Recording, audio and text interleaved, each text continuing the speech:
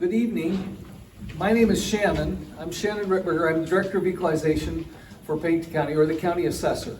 So Joan is here holding the phone. She works in the County Commission office. The County Commissioners don't hold office hours, but there's an office for the County Commission. Travis is a County Commissioner. We got more politicians here because Cindy is the County Auditor and Annette is the Deputy County Treasurer. So I'm going to walk through assessment and tax process and talk about what our real estate market is doing and how it affects it. At the end of that, we'll take some questions, and I'll even stick around after everybody else leaves, so if somebody has a question afterwards, we'll be here. And questions about budget or Treasurer's Office stuff, then the Auditor, County Commissioner, and Treasurer can answer those. So again, my name's Shannon Rittberger. I've worked in Pennington County since 2008 as the Director of Equalization. Before that, I was in Butte County doing the same job. And before that, I was a real estate appraiser. And I'm from the Hermosa area. My family ranches, and I'm involved in that down there. But this is what I do for money, is County Assessor. So we're going to walk through really a basic process to give everybody an understanding of how it works, and then talk about how the market has affected that.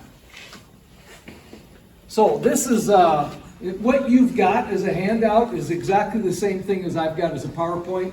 So you might be able to see it a little bit better on your handout.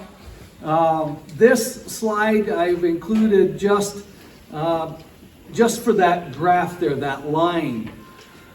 This comes from the federal government. This is some study the federal government does that says the market for homes in South Dakota has gone up. I think there's I don't know how to work the red dot on this, but you look at that line for, I think it's 30 years, our real estate market climbed gradually, but like 3 years ago, it took that nosedive up. And that's what we've seen in our real estate market. It started about 3 years ago. Our real estate market for many, many years increased at like 3 or 4% a year. Other parts of the country would go up and down. We'd hear about real estate bubbles. We never had that. 3, 4, 5, 6% a year increase in our real estate market was huge. And now we're seeing 15, 25, 35% increase in home values. And that's why that line goes up like that. So, how the process works. The first step is my office has to appraise or assess all property at full market value. Now, ag property is not at market value. There's a special process for that based on soil quality. But all other property is assessed at full market value, what you could sell the property for. My office is responsible for doing that. The assessment notice you get tells you the property we have assessed in your name and what you should expect to be able to sell it for, because that's what your assessment should be, full market value. I have a staff of appraisers that do this. You get your assessment notice. You can look at that. There's an appeal process that's going on right now. There are always things about a property that we don't know. As you can imagine, not everybody lets the county assessor into their house. So if there's something wrong with that house, we can't see it from the sidewalk. Property owner's got to tell us. We've got to be able to see it. So there's a good reason for the appeal process. Once that's done, then the county commissioners meet and they will approve or deny applications for exemptions from property taxes. So churches, charities, benevolent organizations, they're exempt from property taxes, but they have to make an application and request that. And then that comes off the taxable valuation. But after all of that's done, then we have the total taxable valuation in Pennington County. And that's what my office does. We provide the total taxable valuation and then we give it to the county auditor. Step 2 is all of the taxing entities have to meet and decide how much taxes they're going to collect to support whatever service they provide. The county auditor insists that I use the word levy request. I like to say budget. She insists it's called levy request. But the county, the school, the town, road districts, water districts, fire districts, all of them have to meet, and they hold public meetings, and they set their budget levy request, whatever, the amount of money that they need from property taxes to support whatever they do. Those are open public hearings. Anybody can attend any of those meetings. And for most of those taxing entities, property tax is only a portion of their total budget. And that's why we say levy request, because when they hold their meeting, they say we need this much money in property tax. They give that to the county auditor then.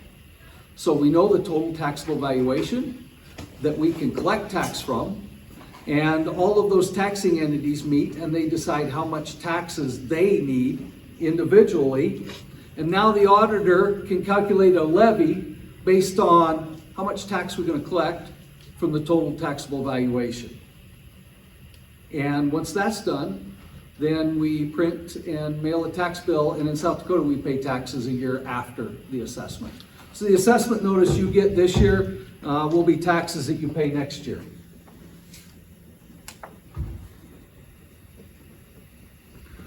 Step one, how we assess property. So all property is assessed at full market value, and like any appraiser, the best indication of value of a property is what other property similar is selling for. We know about every property that sells and how much it sells for. That comes through our office. When a deed is recorded in the Register of Deeds office, the purchase price is disclosed, and we provide all of that information to the public. All of you can go to the county's website and see what properties around you have sold for in the last several years. So you can, if you're looking at how much your house is worth, you can click on it and see what other properties around you have sold for. Those are what we use to determine what market value is. Your assessed value goes up or down depending on what's going on in our real estate market. The last few years it's going up. If our real estate market goes down, your assessed value will go down.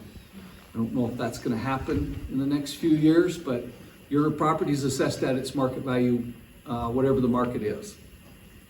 We can't do an appraisal like an appraiser working for a bank does, one at a time. We got 50,000 properties that have to be appraised every year. Every property is reappraised every year. So we use mass appraisal procedures, which is we use valuation models. A valuation model allows us to value a whole bunch of properties a lot more efficiently and equally, because every property is valued using the same valuation model. We measure the accuracy of our assessed values with a ratio study. A property is assessed at 90,000 and it sells for 100,000. That tells us it's assessed at 90% of sale price. And if we do that 2,000 times for all of the sales in Pennington County for a year, we get a good indication of how accurate our appraisal is. That one property, that's just one sale, and we know there's high sales and there's low sales. Okay, but if we do it 2,000 times, we get a good indication of the overall accuracy of our appraisal. In fact, the state audits our office to make sure we have an accurate appraisal, and there are several statistical measures that we use. Just that one ratio isn't enough. We want to be tight around a median, and that's all part of the state audit when the state comes in and audits our office. So that's step one. The next step is that property tax levy request. So again, all of those taxing entities have to meet and set their levy requests. So in Pennington County, there's over 200 tax districts. Now, if you look at your tax bill, you can see how much tax you're paying to each of the taxing entities that you pay taxes to. You're going to pay taxes to the county because you're all located in the county. You're going to pay taxes to one of the school districts in the county, and then you're going to pay taxes to the town if you're located in a town, a water district, a road district, whatever, wherever your property is located. And all of those 200 tax districts have to meet and decide how much property tax do we need to support whatever we do. The board does that, and they send that to the county auditor. Taxes are really based on what those taxing entities need to cover the costs that they have. This is where taxes are set. Many people think that when your assessed value goes up, the money flows to the government, and that's not true. If your assessed value went down, those taxing entities are not going to be short money. They set their budgets. All right? They set their budgets based on the cost of performing services. And that's where your taxes are determined. When those taxing entities meet, they don't have complete freedom to set their levy request, their budget at whatever they want. The levy requests are capped by state statute, and those caps have been in there for many years. Any of those taxing entities can only increase their levy request by 3%, or the consumer price index, whichever's less. So the town of New Underwood here, the town here will have a meeting and they will set the levy request for next year, but they can't just double what they want to collect in property taxes. It can only go up by 3% or the consumer price index, whichever is less. They can't just ask for whatever they want. They can also raise their levy request by the amount of taxes paid by new property added to the tax roll. So that new house built is now paying taxes. That's new money that hasn't been paid before. So the taxing entity can increase their levy request by 3% plus whatever amount of new property is added. And that new growth is a big deal to these taxing entities, because new growth tends to come with more costs, more government costs. The exception to those caps is the opt-out. So any of those taxing entities can opt out of those caps. They have to state, we're going to opt out for this much money, for this many years, for this reason. And maybe there's something extraordinary that happened that that taxing entity has to cover the cost of, that they can't with a simple 3% raise in their levy request. So they can opt out. But opt-outs can be referred to a vote and killed by the public. There are opt-outs that happen among those 200 tax districts. Every year there's an opt-out or two somewhere. Sometimes they fail on a vote, but otherwise, the budgets of those taxing entities are capped. Here's formulas on how taxes are calculated, and I really want to focus on that middle one there, the levy request. That's what the boards of the taxing entities decide how much taxes they're going to collect. The total taxable valuation is what my office reports to the county auditor. Here's the total valuation that you can collect taxes from. And the levy request is the actual tax dollars that are to be collected. The levy over there, the mill levy, is just simply a mathematical number that gives you that much tax revenue from the available tax base. Sometimes you hear politicians talk about how they set the levy or they reduce the levy. The levy is just a mathematical calculation. The county commission meets and they set a levy request, and I've reported the total taxable valuation, that mill levy is just a number that's math. If the taxable valuation goes up, the levy request stays the same, the levy has to go down, so the levy request stays the same. It's just a number. And here's an example of how that works. And these are just fake numbers. A total taxable valuation is $70 million. And a taxing entity wants to collect $1 million in property tax out of that $70 million worth of property. The levy is just 0.014286. If 1 million went to 1.1 million, then that mill levy over there would change to make it work. The auditor just simply does the math to come up with the mill levy based on all of the levy requests from the various taxing entities, given the total valuation that my office reports to her.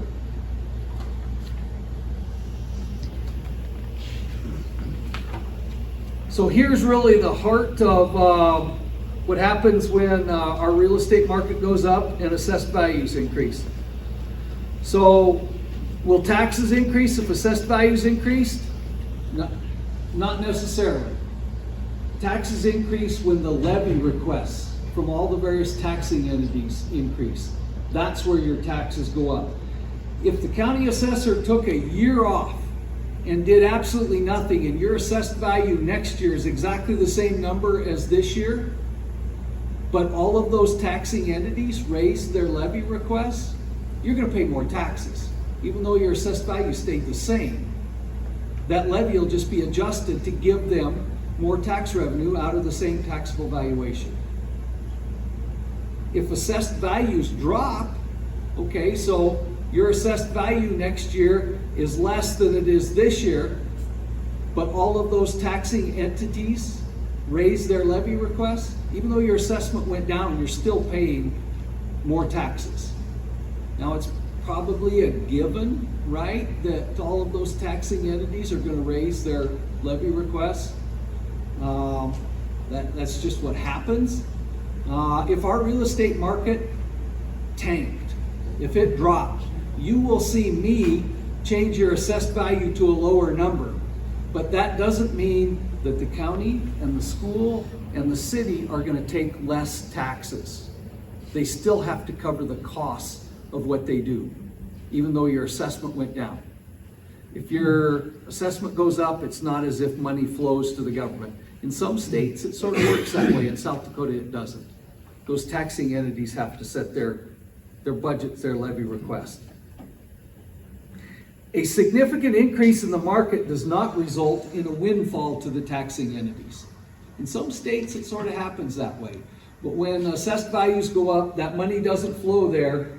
Property taxes are levied based on the cost of providing services, regardless of what happens with the assessed value.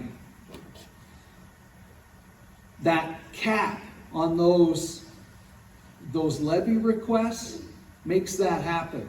So we're seeing our market go up way more than 3% a year. So your assessed values are going up a whole lot more than 3%. But the levy requests of all those taxing entities are capped at that much. So we're seeing our mill levies go down, so they don't get more taxes than they're allowed by state law. And that, a few years ago, our assessed values were going up about 3% a year, and all of those taxing entities were raising their budgets by 3%, and so it was happening together. But what we're seeing is the taxing entities are raising their levy requests 3%, but assessed values are going up faster. So I can't tell you that in this increasing real estate market, your taxes are not going to go up. I bet they do. But what I can tell you is they're very likely not going up as much as your assessed value. Because if your assessment went up 35%, their budgets, their levy requests are capped at a 3% increase plus new growth and all of that. Those levy requests can't go up as much as assessed values have in the last couple of years. the levy is just recalculated to a lower number. The one exception to that, that's that last statement down there. Property tax changes on individual properties will vary based on the difference from the average assessment change. So, the average home in, the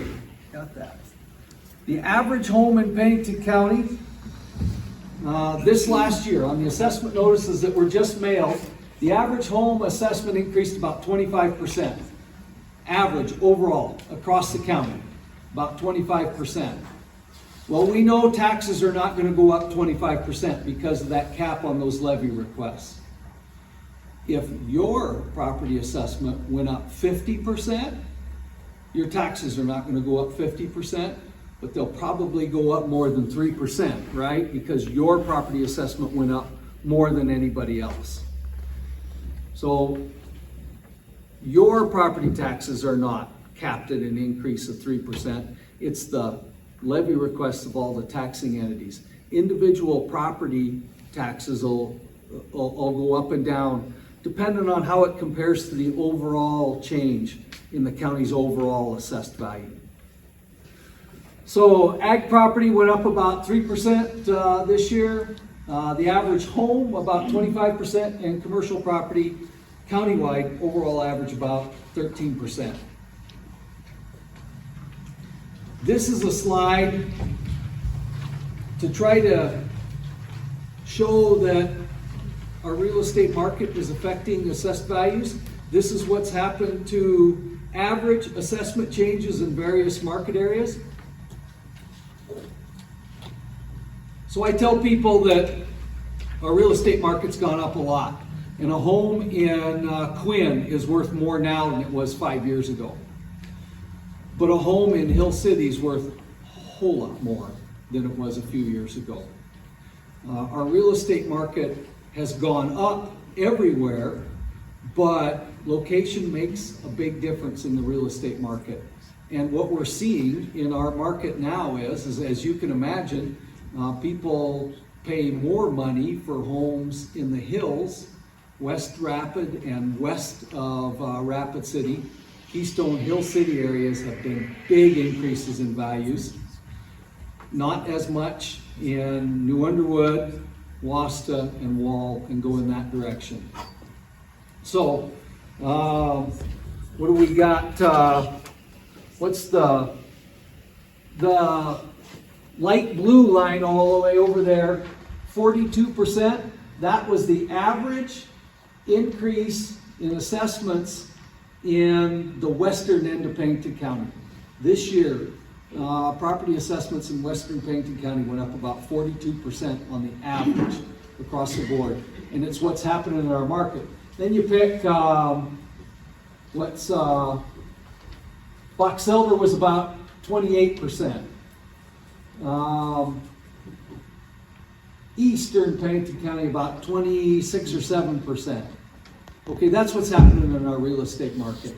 So what we're seeing is because some areas of the county are increasing at a greater rate than others, those people are taking a greater share of the tax burden.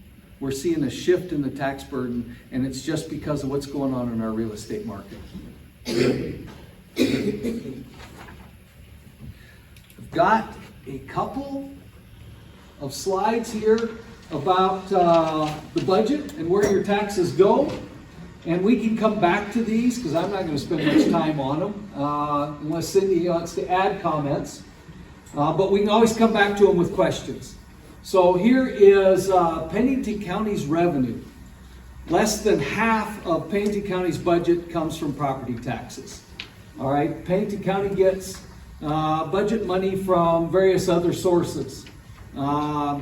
You pay for a copy.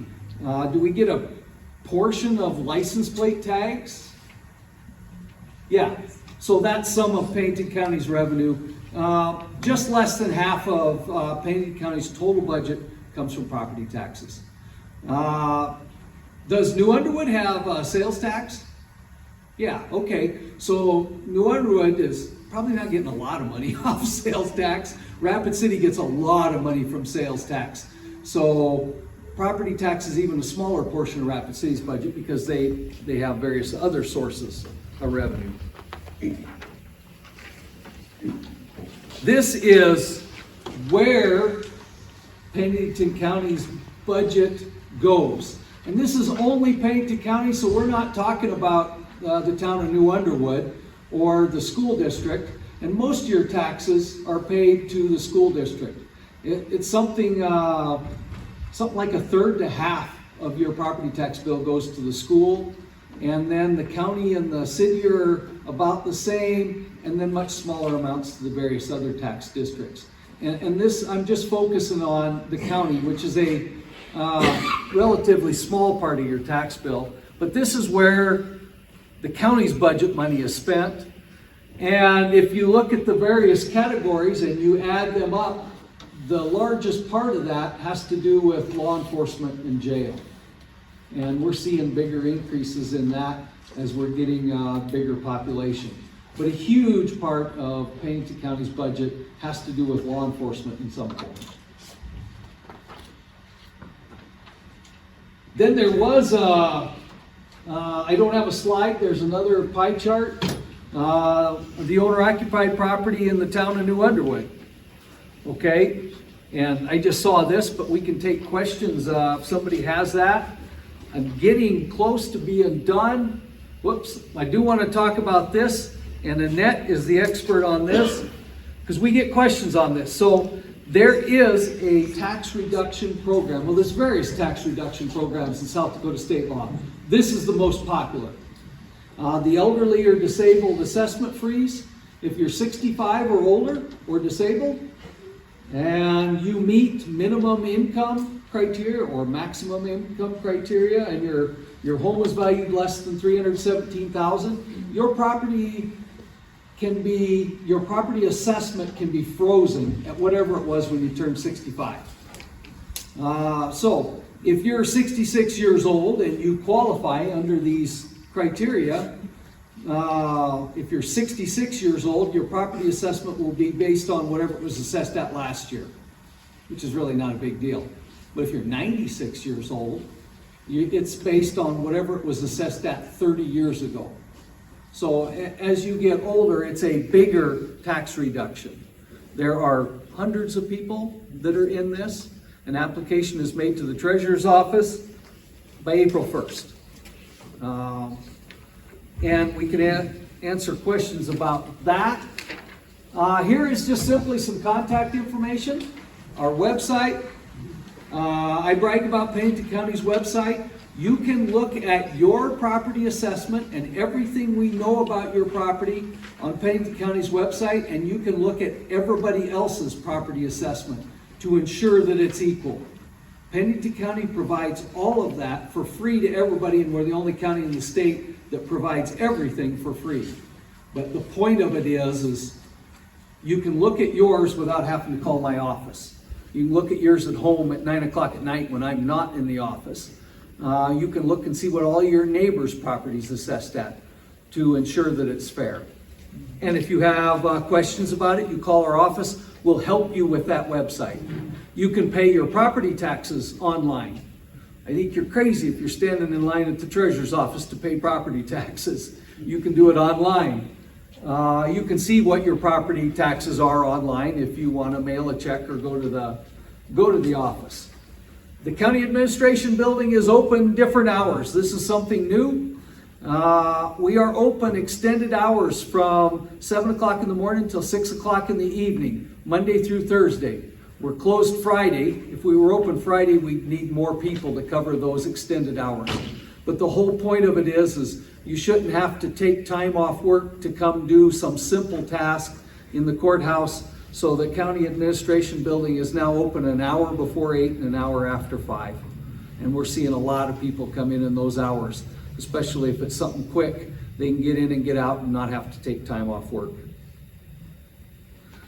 There are lots of other papers attached to the handout that you have. There's an owner-occupied application. There's that elderly assessment freeze application, and I forget which. There's a bunch of things there. There's several brochures that the Department of Revenue has created that describe the property assessment and tax process. They're very good. I'd suggest you read them. They're incredibly detailed, but they're very good.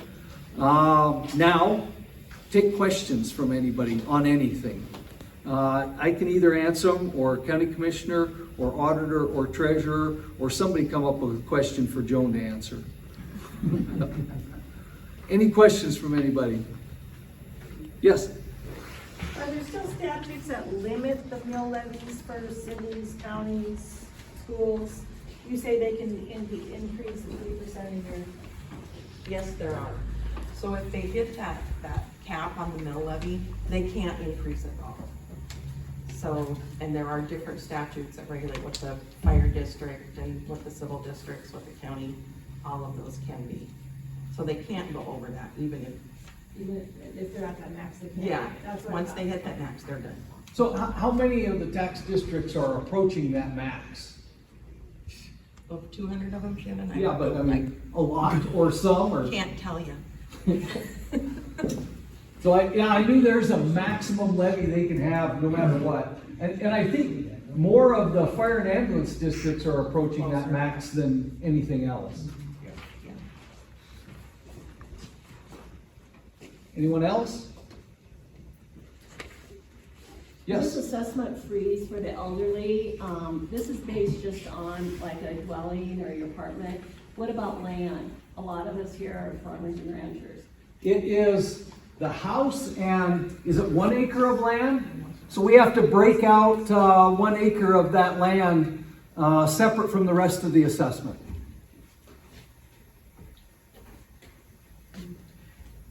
Shannon, if I can point out, so the 2022 budget, or the 2023 budget was $2 million less than the 2022 budget. So you'll see a reduction because we spent less money, or projected to spend less money in 2023. I don't know what it's gonna look like for projected 2024, but that's why when you see those numbers fluctuate and come down, it's a lot of it's because the county, how do I say this the right way?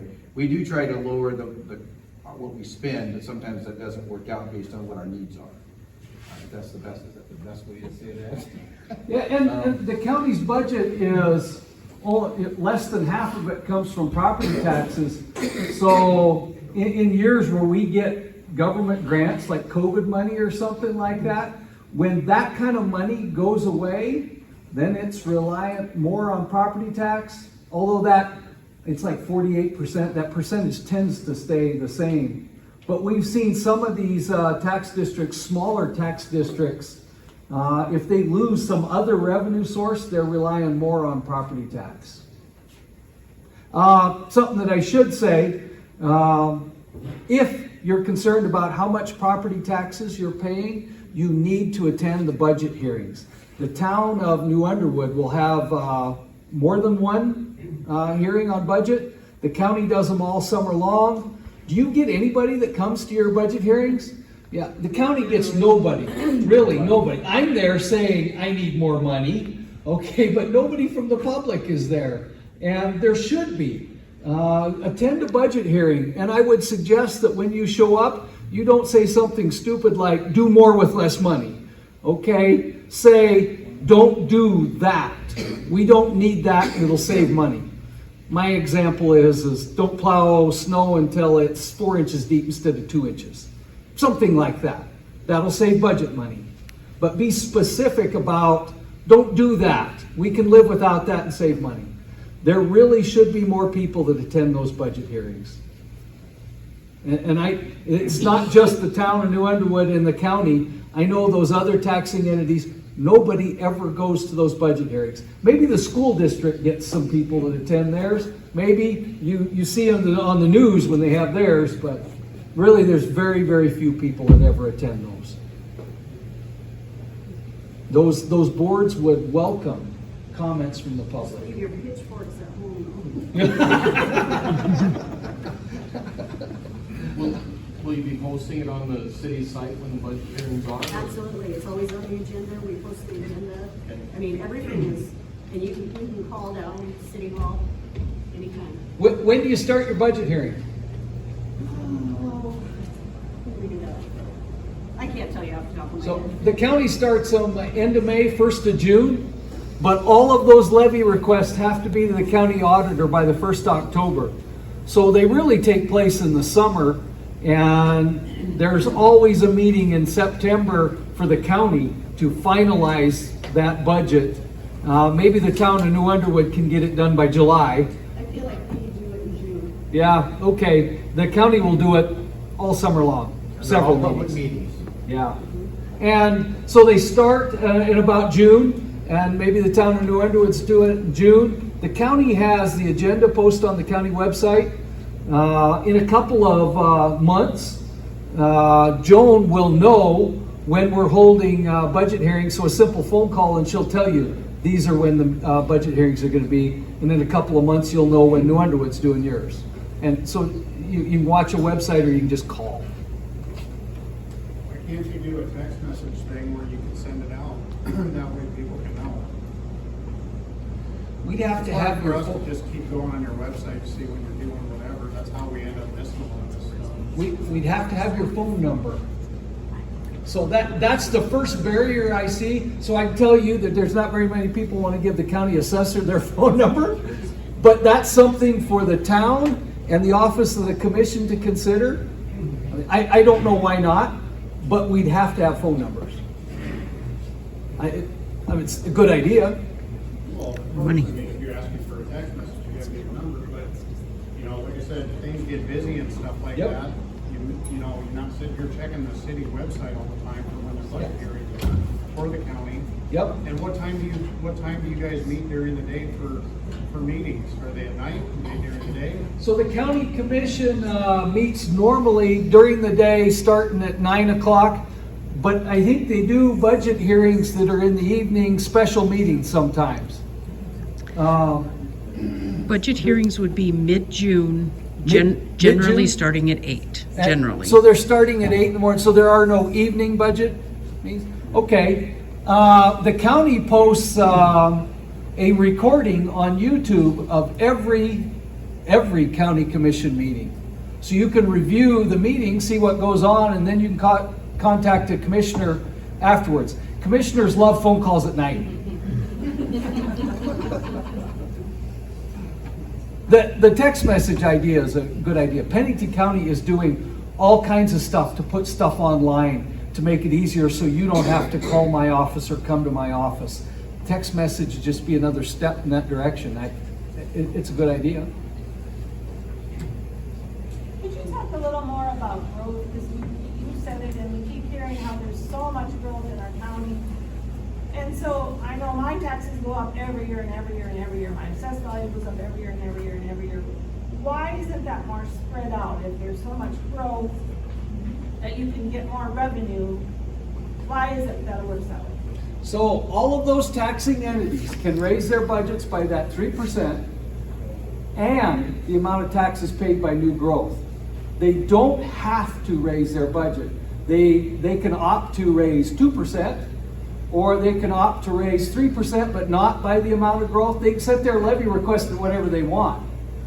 What we've seen in the last several years is they're raising, all of the taxing entities are raising their levy request as much as they can, just because of the cost of services. But I guess it's hard to understand, if you're getting more from growth, how come I'm still paying more? Because it's not enough. And with growth comes more cost too. All of these subdivisions we get, that's great, because there's more people paying property taxes.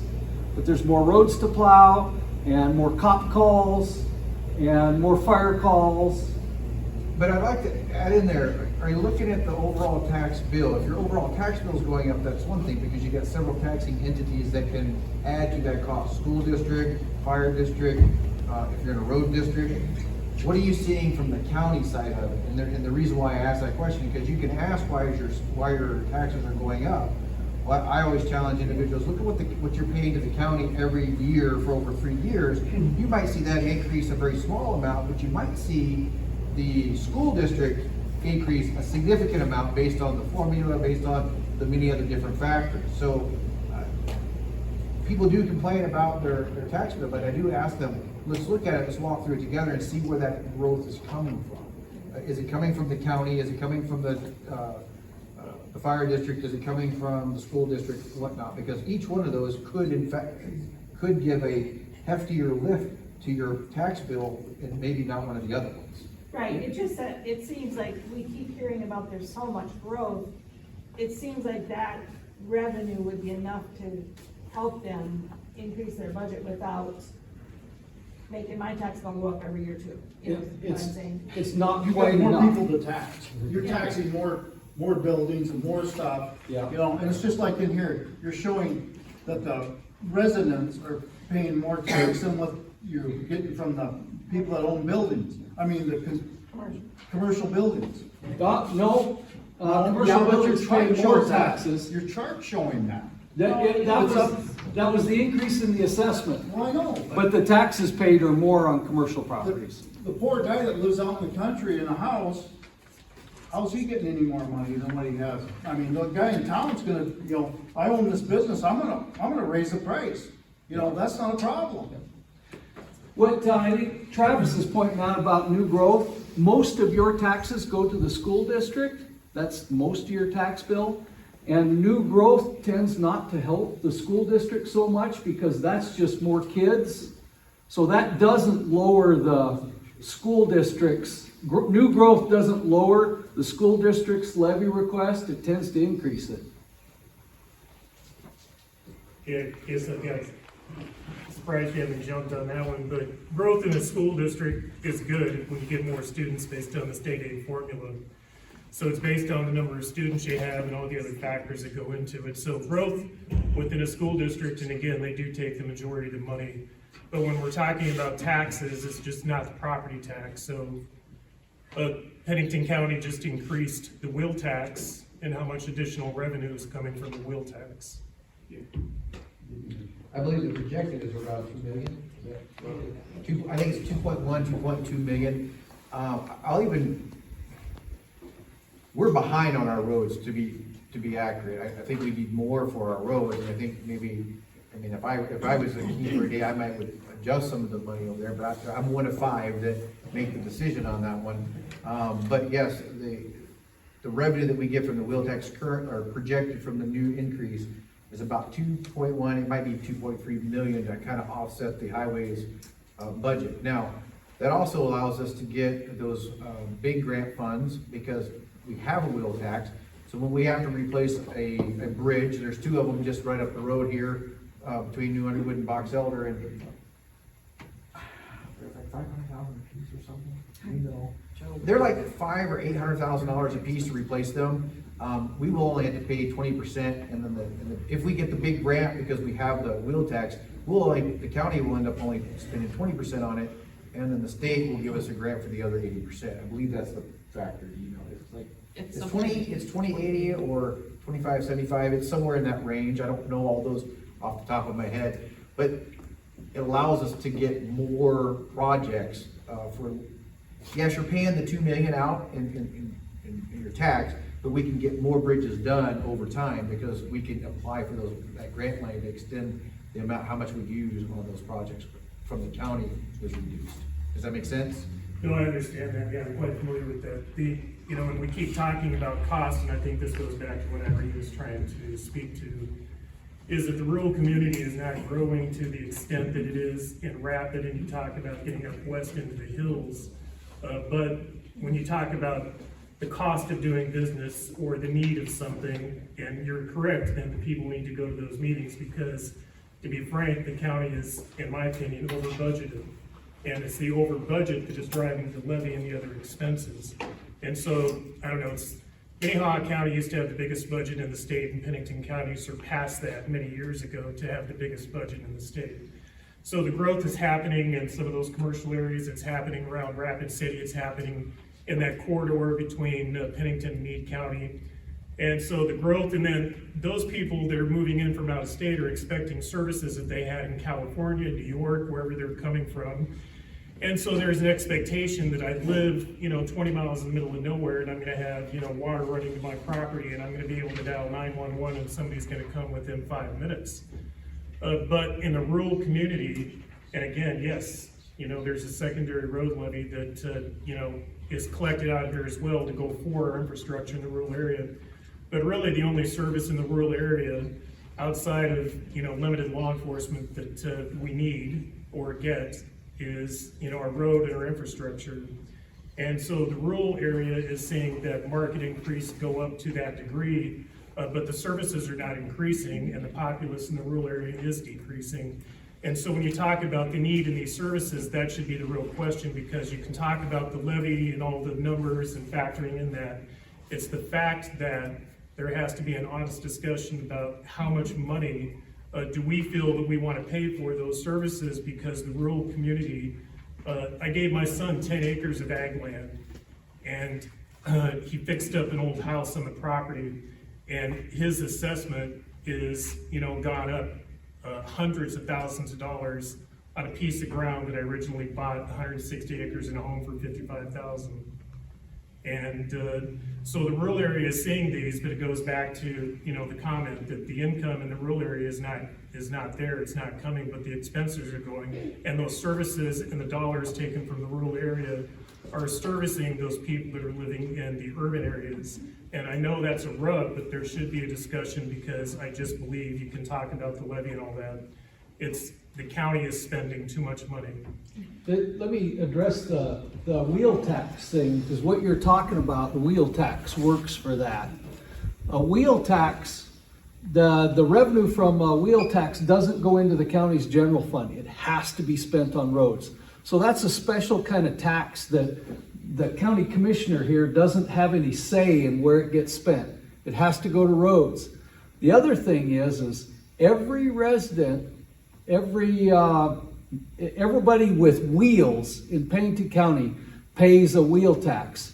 So most of the revenue that goes to fix the rural roads is paid by people in Rapid City that never even drive on a gravel road. It's a good tax for what the problem you're talking about. Yeah, and in Meade County, when they increased that, wheel tax to $5, it generated, to get the big grants, it generated about $800,000 in additional revenue. But what they did at that time was realizing the burden on that to the property owners, because again, the property owners are, paying the majority of the fare of the way. So they dropped 1.8 million off property tax collection and cut the base. And so there's ways to take money when you're getting it from, all the COVID money and all these monies coming in from these other areas. Then you just have everybody stepping up to the plate going, well, I want to spend $1 million. Okay, we have COVID money. We're going to spend it on this. And then when all that money is gone and everything comes back, the only thing you have to fund that budget is the property tax. Go to a budget hearing. Go to a budget hearing and tell county commissioners, the town, everybody. So I'm gonna dispel a little bit about what you said about Minnehaha. You're correct, Minnehaha has a smaller budget than us, even though they're larger. But a lot of Minnehaha is in the city, and so a lot of their roads and stuff are taken care of by city budget. They don't have to do the amount that we have. We have over 200 roads that are gravel roads that are just county roads that aren't even in the city that the city takes care of. So there's gonna be a discrepancy in that. Their juvenile services center, they don't put that into their county budget. It's actually funded in a different mechanism. We actually fund one in Pennington County. That's the reason why you see about $6 million going to a juvenile center that they don't have to pull out of their budget. So there's a lot of mechanics when the budgets, when you compare them both, because that's one of the things that I've paid attention to understand why our budget is higher, but what all we have to provide services for, and the work that we have to do that we're behind on for county road. And we've got to figure out a way that we're going to do it whenever we have North Creighton, Babcock, all those roads up there where we have ranchers that are trying to get product out of their fields during wet weather and get them, to the market. Well, we can't do that if we don't have the money for it, and we're strapped for that money. We're working on Creighton Road by doing some projects to fix Creighton Road, but we don't have the money, and we can't just pull it out of our general fund to do highway work either. We have to have budgeted money. We have to have money that comes from designated revenue sources to get that money. But there's only a limited amount of money, because if we said, well, if we could do more, then y'all would say, well, wait, you're still taxing us more. That's what I'm hearing you say. But we can't even do all the work that we need done with the current dollars that we have. And that's why we constantly, our highway department's looking for grants. That's why And I will say, if y'all don't know, I voted against the wheel tax because and I'm not saying that to toot my horn, but there's some factors that I wanted to be looked at a little bit closer. I didn't necessarily agree with the emergency clause. Outside of that, it has helped our highway department get revenue to fix the roads that we need. It's helped us get more than what we're collecting so that they can fix the bridges that we need to have fixed, that have weight limits on them now, that some ranchers or even some of these developers can't even drive their vehicles across because they're load limited. So Minnehaha is not a fair comparison to Pennington County because of the pure size that Pennington County covers, the amount of roads that we have. A lot of Minnehaha County is got city that takes care of the roads, it takes care of a lot of stuff that's not the bulk of Pennington County. The bulk of Pennington County is rural, rural stuff. So, But Pennington County's general fund, I would imagine, does support the highway department, because I don't believe the dollars by the highway department can 100% support that. The Pennington County General Fund does not support the highway fund. The first go round with when the county commissioners tried to pass a wheel tax, and I can't remember what year that was, I'm sorry, but. 2018. Okay, that's when they stopped supporting the highway fund with general fund dollars. So we haven't done a transfer from general fund to the highway fund for a long time. Actually, I think it was before that. Any other questions? Were you behind on your assessments because they've gone up so much in the last 2 years for like around the Underwood area? Well, So last year it was 44%, it's 40 this year or so. we're always catching up with the real estate market because we're always, our assessment date is November 1st and we're assessing one time a year. So we're always playing catch up, but no, most of it is just what's happened in our real estate market. We tend to be, on an overall average, about 97, 98% of market value on your assessment. That's what's happened in our real estate market. Our real estate market went crazy.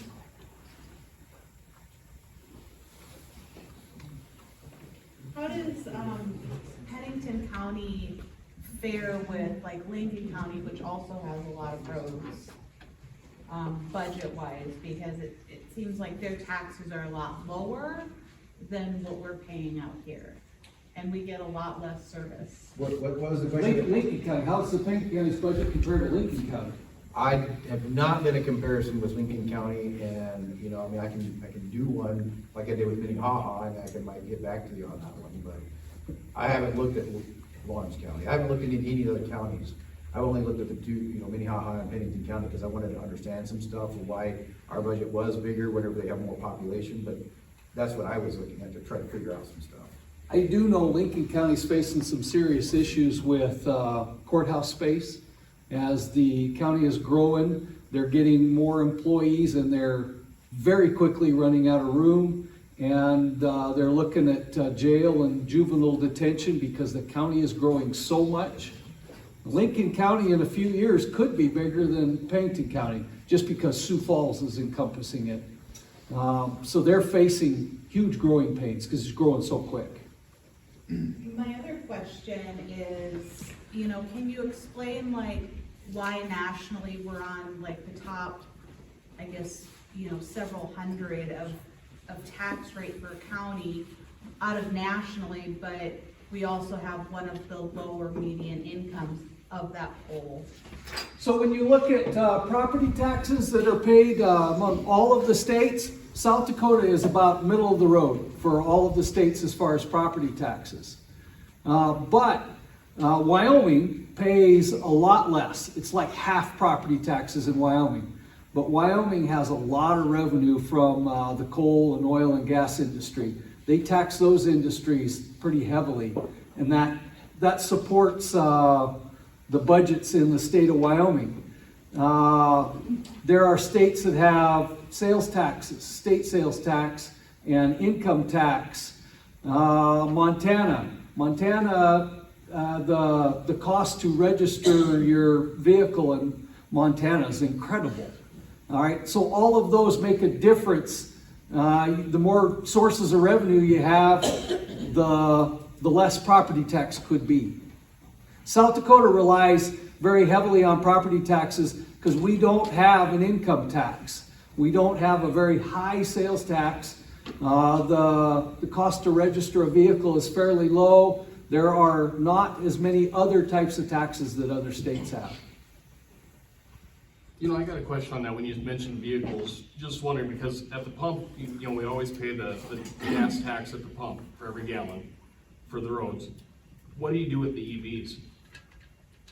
Is there a special registration fee for the EVs because they're using the same roads we are? Electric vehicles have a $100 a year fee applied to them It should be a directly. lot more than $100. We pay a lot more than that in fuel. It's part of the registration. The registrations now are, they just last year added, it's $50 added to each registration on those, total electric ones. Is that an additional $50? Yes, yes. They came down.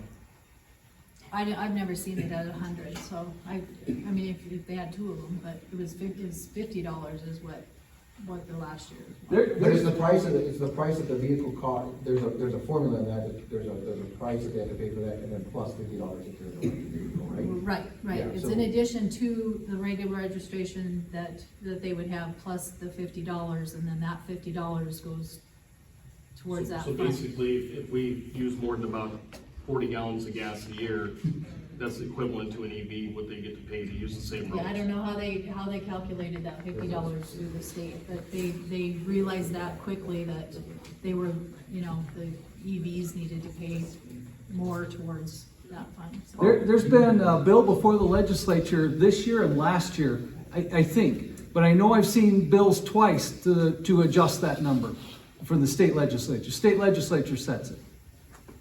And I don't remember what happened with the bills. She says it's $50 more now, but, so that issue's come up in the state legislature.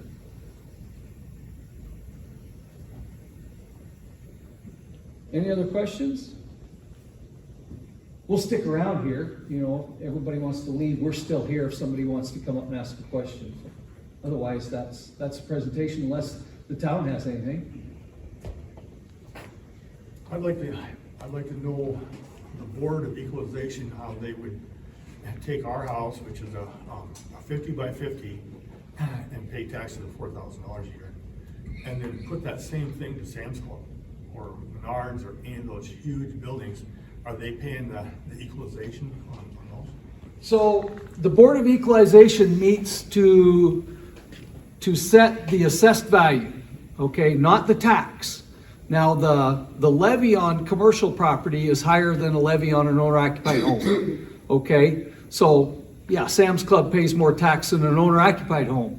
But what the Board of Equalization does is this property worth what we have it assessed at? So your house, would it sell for that? Would Sam's Club sell for that? So that's what the Board of Equalization considers. If they appeal. So they only consider what properties appeal.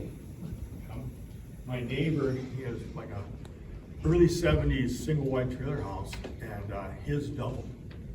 How do you double a 40-year-old trailer house? Just like everything else, 40-year-old trailer houses are worth more than what they were. There's classic trailer houses now. You know what I'm saying? 50, 70 cars worth twice as much. Now, classic 1970 single wide trailer houses should be with 10 worth. So a few years ago, the average home in Pennington County was worth about $180,000. That was like 3-4 years ago. The average home in Pennington County is worth $325,000, something like that. So when that happens, old trailer houses go up in value too. Is there a place that I can go on the county website and see how much each of my buildings is assessed at, rather than having to call you and ask you? Pennington County website, Director of Equalization, go to property search, and then search either by tax ID or name or address, and then print what we call the property card, and you can see that. If you have any problem, just call our office, we'll work you through it, and then you'll see those numbers. Yes, it will. It's that property search and find it. Huh? It shows each individual. Yes, yes. Yep. We call it the property card. So you'll see the value of each of those buildings. But like I said, if you can't find it or you don't understand it, just call our office, we'll walk you through it.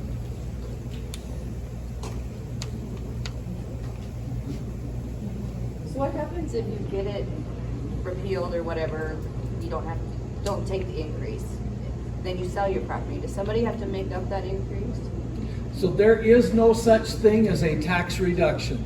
Anytime one person pays less taxes for any reason, those taxing entities are still going to collect that levy request that they need. So when one person pays less, everybody else pays more to make up for it. In every situation, you're talking about Board of Equalization, if your assessment's lowered, happens that way. Anytime there's an elderly assessment freeze and that property pays less taxes, those taxing entities are still going to collect the same budget, so everybody else pays more to make up for it. So like, just so that you understand, like if there's a structure that's worth, $100,000 and then it's turned into a church and they apply for the tax exemption, they get the tax exemption, that's gonna come off the tax rolls, and whatever that amount is then gonna be added, dispersed across all the rest of the taxpayers because it's no longer paying taxes if the budget is at that rate, so. We had a meeting yesterday, and I mentioned this about the elderly assessment freeze and the disabled veteran exemption. Those are in state law, and we have hundreds of people that qualify for those. And for good reason, our legislature has decided we want to do this.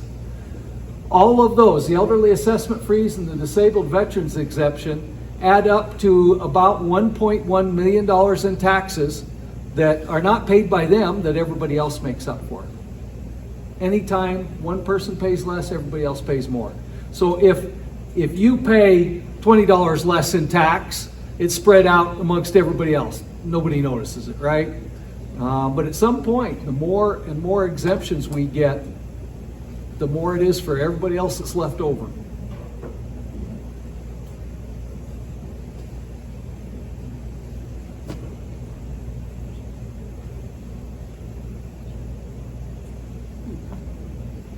What? We're wondering if you know. Do you have an idea of what the value of properties that are exempt, what that is in Pennington County? Roughly. I mean, I know there's a lot of them, but do you have any? The value of properties that are exempt in Pennington County is huge. It's millions and millions of dollars, and I don't know what it is.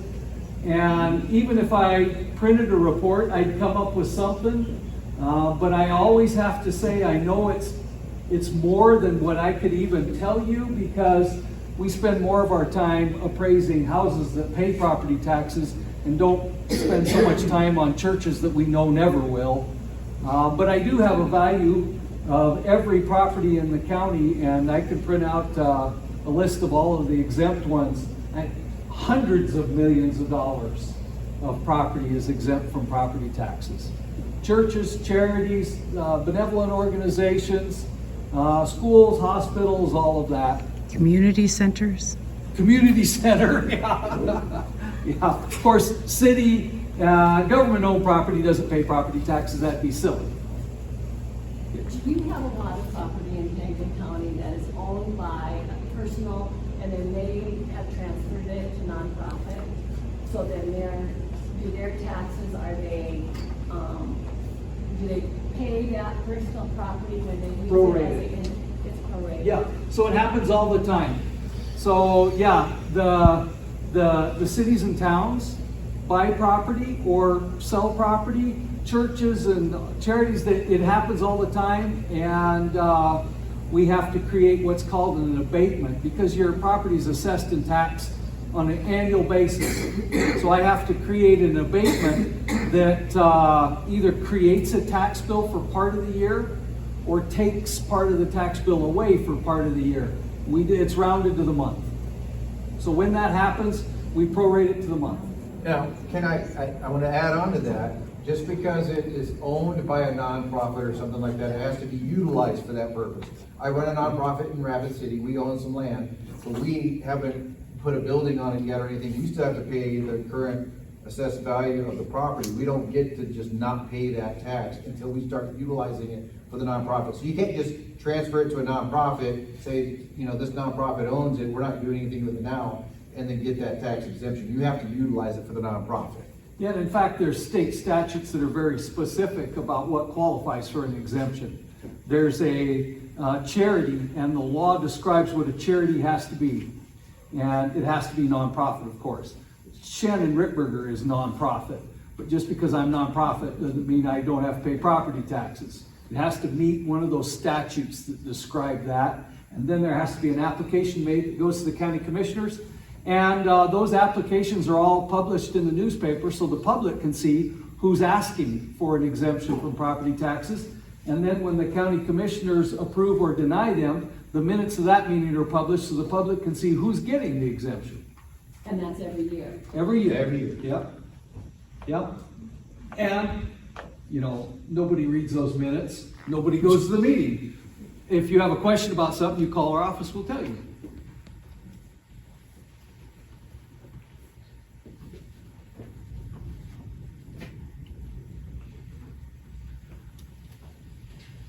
Well, that's it. We'll pack up, but we're still here if somebody wants to come up and ask a question.